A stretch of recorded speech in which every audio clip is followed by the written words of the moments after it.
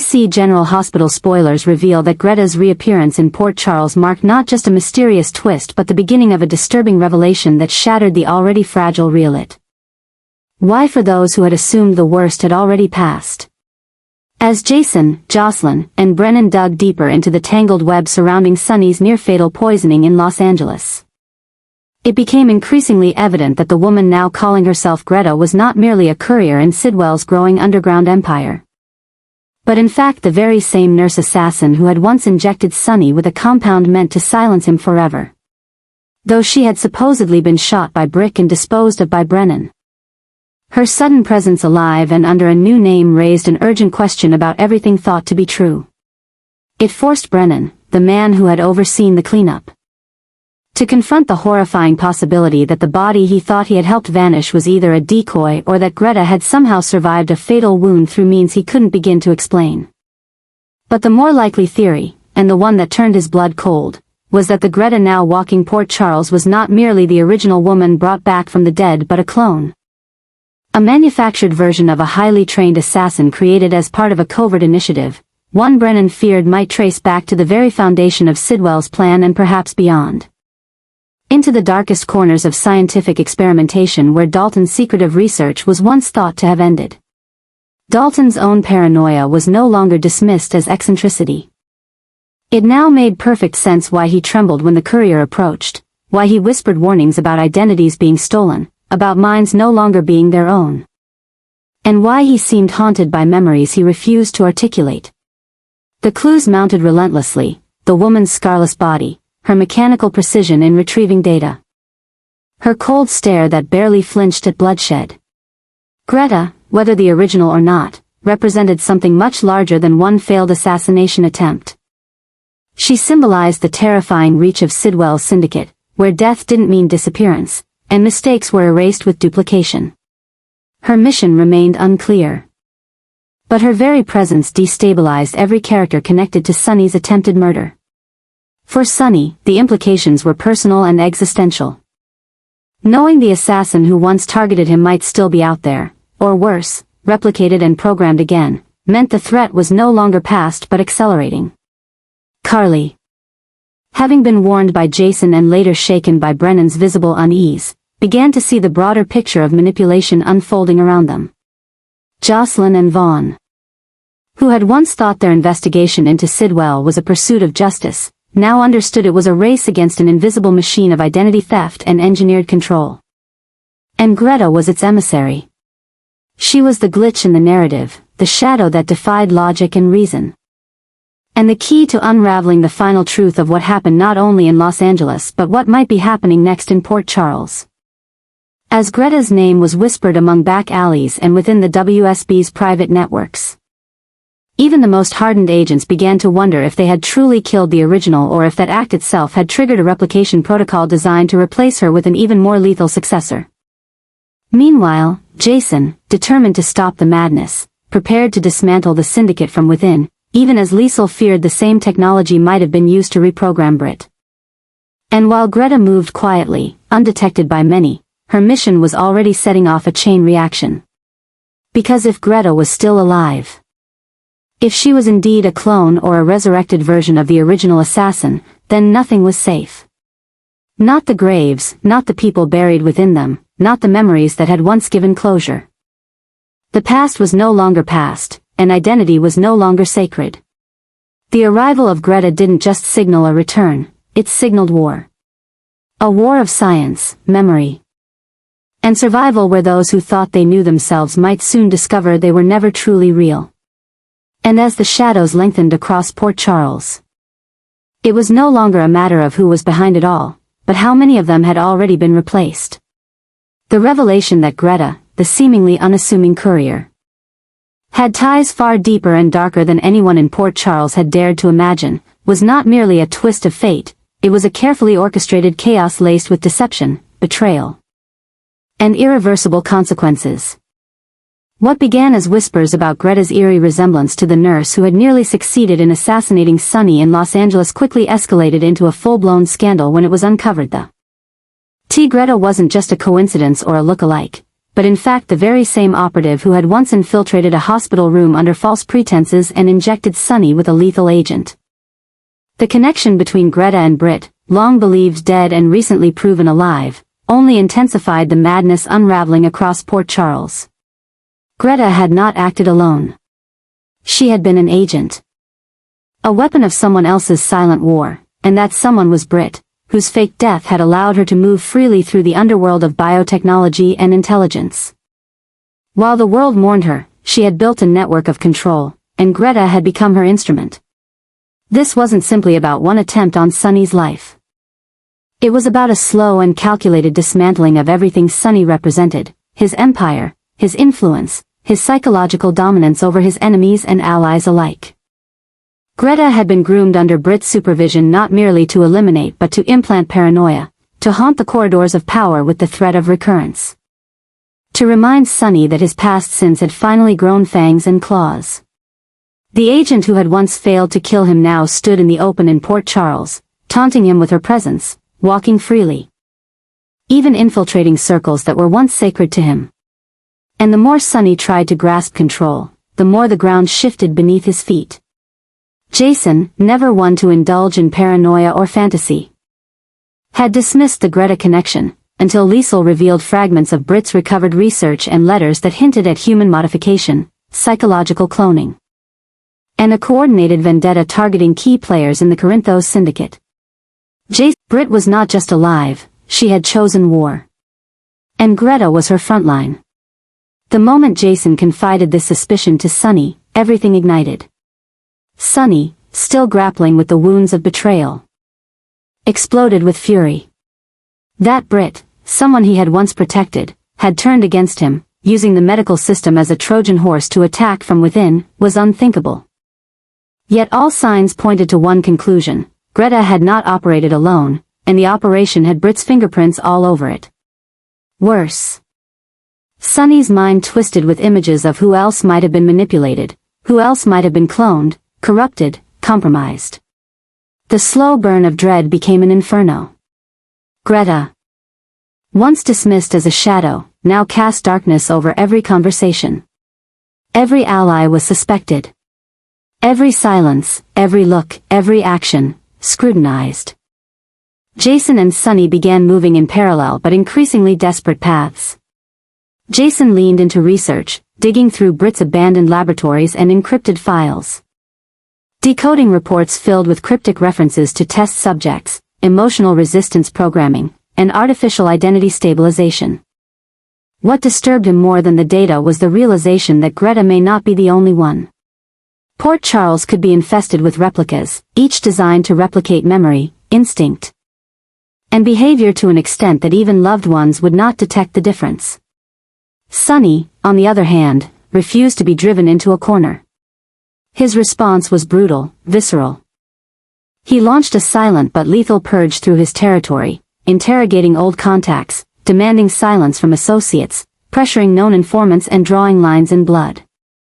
The enemy had made it personal, and Sonny knew only one language when it came to revenge. But what made this different, what made this war unbearable, was that Britt, the woman everyone thought dead, the woman Jason had once tried to save, was orchestrating everything with the precision of a scientist and the venom of a betrayed daughter. As news spread about Greta's confirmed involvement in the Los Angeles poisoning, panic struck every household connected to Sonny's past. Ava was reminded of her own past flirtations with dangerous alliances. Carly recoiled at the idea that someone as manipulative as Britt could outplay them all. And Jocelyn began to fear that her father's enemies were now capable of far more than she had been warned about. Jason's stoicism cracked the day he found Greta's latest drop. A sealed envelope addressed to him, placed in the very spot where Britt had once saved his life. Inside it was no threat, only a single sentence: "You should have let me die." It was not a confession. It was a warning.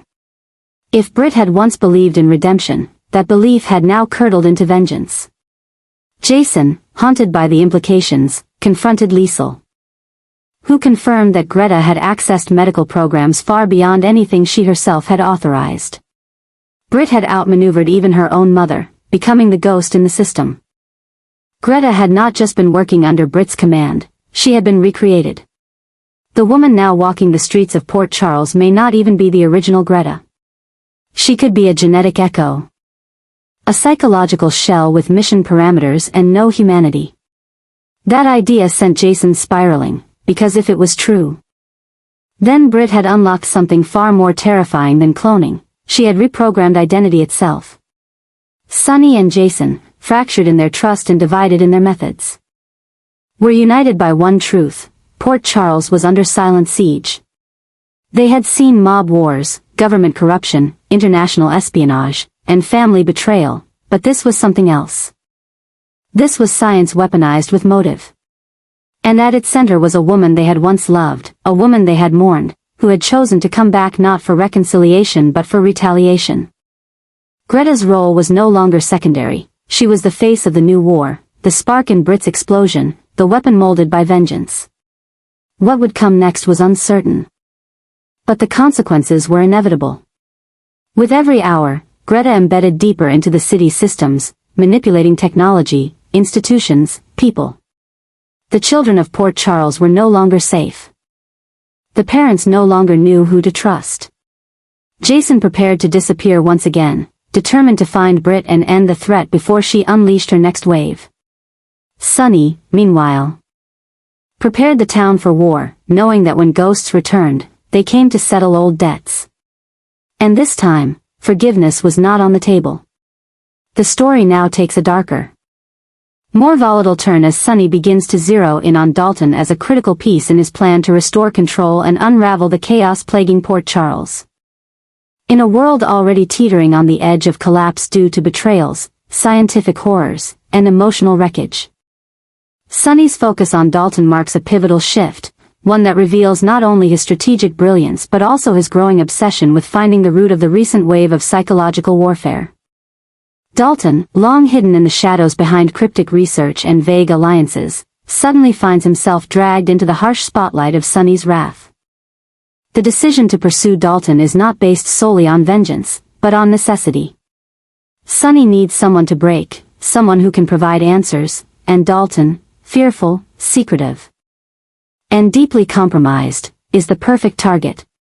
Yet what truly terrifies Sonny is not just Dalton's silence but the revelation that Britt has seemingly aligned herself with the enemy. For Sonny, this is not just a betrayal, it is an existential crisis. Britt, once a figure connected to his inner circle through Liesel, through Jason, through the hospital where his children have been born and healed, is now standing on the other side of the line. That line, once marked by grief and loss, is now etched in blood and technological horror. Britt is no longer a victim, no longer presumed dead. She is an architect. Her alliance with forces like Sidwell and the deployment of entities like Greta indicates that she is deeply embedded in a larger movement, one that threatens to rewrite the rules of reality in Port Charles. Britt has not merely returned, she has risen as a master manipulator, using knowledge, fear, and science to wage a war far more intimate than guns and bombs. Sonny senses this, even if he does not yet fully understand the scale. That's why his decision to target Dalton is not random, it's surgical. Dalton holds keys, not just to Britt's whereabouts, but to the very nature of the threat. If there are clones, if there are programmable assassins, if Greta is just the first in a line of synthetic infiltrators, then Dalton, as the original researcher under Sidwell's leash, is the only one who can explain how far it all goes. But what Sonny does not anticipate is the psychological cost. Every step closer to the truth pulls him deeper into a nightmare in which enemies where familiar faces and allies cannot be trusted. As Sonny tightens his grip on Dalton, Port Charles begins to feel the strain. Jason watches with increasing concern, recognizing that Sonny's drive is fueled not just by logic but by trauma, by the constant erosion of the world he once ruled with certainty. Jason knows that targeting Dalton might bring answers, but it could also provoke Britt into launching her next phase. She's not the type to allow pawns to be captured without consequences. And Britt, if she is indeed behind this operation, is not just protecting secrets, she's protecting a philosophy, a belief that science can fix what emotion cannot, even if it means destroying everything in the process. What's more disturbing is that Britt has begun to act not just as a scientist or a rogue operator, but as a judge. She sees Port Charles as corrupt, as lost, as deserving of disruption. Her alignment with Sidwell, her use of Greta, and her distance from those who once mourned her now reveal a woman hardened by suffering and empowered by revenge. If Dalton cracks under Sonny's pressure, the truth may surface, but so might a cascade of threats no one is prepared for. Sonny's war against Dalton is a desperate attempt to impose order in a world unraveling. It is a calculated risk that may yield the answers he needs to stop Britt and dismantle the silent revolution she is engineering. But in doing so, Sonny is forced to confront the possibility that the true danger is no longer just out there, it's already inside the city, inside the hospital, inside the people he thought he knew. As Port Charles braces for what comes next, one truth becomes unavoidable. The ghosts they buried have returned, not to be mourned, but to take back control. And the line between science and soul, past and present, has never been more blurred. Dalton's fear was no longer abstract, it had taken human form in Greta's face, in her presence, in every precisely executed movement she made. He could feel his pulse race whenever she entered a room, not because she was loud or menacing in a traditional way, but because she was too perfect, too precise, too mechanical beneath the guise of flesh. He had seen the early prototypes of behavioral mirroring and neurological mapping during his time in the clandestine labs funded by the deepest pockets of the intelligence underground. But none of them had achieved what Greta had become. She didn't just follow orders, she anticipated them. She calculated variables before they unfolded. And now she was back, alive. Or perhaps never truly dead, with eyes like glass and a mission even Dalton was no longer authorized to comprehend. He had helped build the framework, yes. But someone had upgraded the system, refined the parameters. And that someone, he was now certain, was Britt. The news of her being alive had not reached the general public yet. But in the hidden layers of Port Charles where whispers held more weight than headlines, the word was spreading like wildfire. Britt had returned, and not with an olive branch or an apology, but with a battalion made of silence, secrets, and synthetic killers. Greta was just the beginning. Her reappearance after the failed assassination attempt on Sonny in Los Angeles now looked less like an anomaly and more like a calculated re-entry. Britt had made a statement. Not with a press release but with poison. Sonny had survived the attack, but not unscathed. The near-death experience left a scar not just on his body, but deep within his mind. He had stared into the eyes of the woman who injected him, unblinking, unfeeling, surgical in her cruelty. At the time, he didn't know her name. He only remembered her stillness. The kind of composure that didn't belong to a hired killer but to something altogether inhuman. Later, when whispers of Greta surfaced and photographs began circulating among his most trusted informants, Sonny's blood ran cold. It was her. And she was still alive. Or something made to look exactly like her. Jason had tried to dismiss it at first. Port Charles had been plagued with imposters and resurrection stories for years. But as more evidence mounted, as more pieces of the puzzle led back to the same face, the same woman, Jason began to follow the trail with grim determination. The uncovering of Britt's empty grave had been the final confirmation.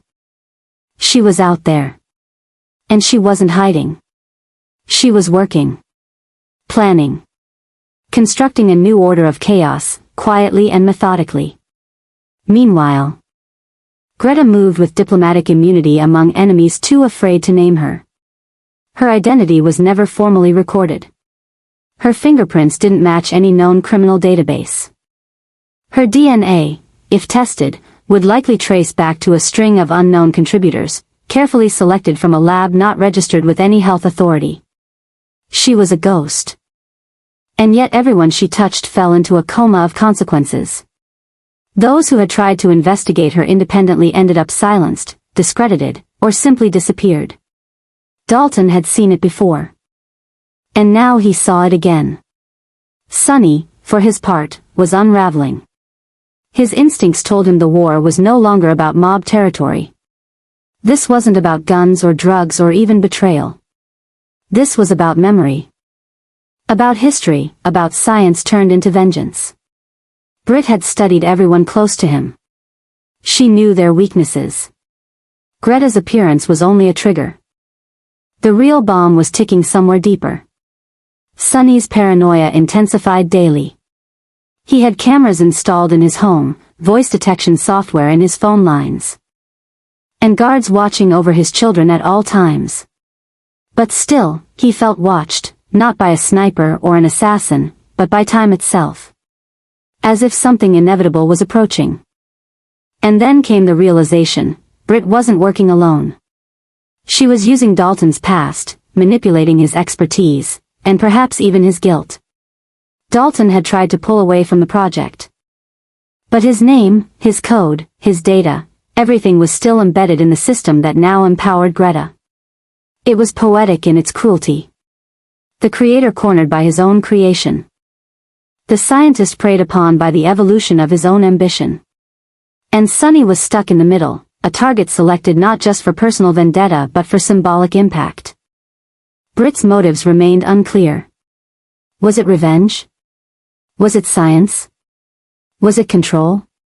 Or had she gone so far into the abyss that her cause had mutated into something abstract, something apocalyptic? Jason, ever the pragmatist, believed in a path to reclaim her. He had once loved Britt, not in the same consuming way he had loved others, but with respect, with a bond formed through shared struggle. But even he knew that the woman they once mourned might now be something altogether foreign. Meanwhile, Greta continued her mission. She handed off encrypted drives to anonymous clients. She whispered passwords into ears that paid for silence, and she operated as if every step had already been simulated 1,000 times. Dalton, watching her from afar, knew she would never miss a step. She was perfection programmed into flesh. And the only way to stop her was to stop the person pulling her strings. As Port Charles teetered on the edge of something vast and unknowable, Sonny made a decision. He would go after Dalton, not because Dalton was the mastermind, but because he was the last thread still connected to the source. If Dalton cracked, if Dalton betrayed his guilt, then maybe they could find a way to reach Britt. Or stop her. Or at least understand what the endgame was. Because Britt didn't just vanish. She planned. She calculated. And she returned at a moment where Port Charles was weak, fractured, and vulnerable. And so Sonny prepared for war. Not a war of bullets, but of memory, of science, of truths buried under layers of cloned skin and twisted loyalties. He didn't know how many more Gretas existed. He didn't know what Britt wanted. But he knew the storm had already begun. And he knew that if he didn't act now, Port Charles wouldn't just lose its peace. It would lose its soul.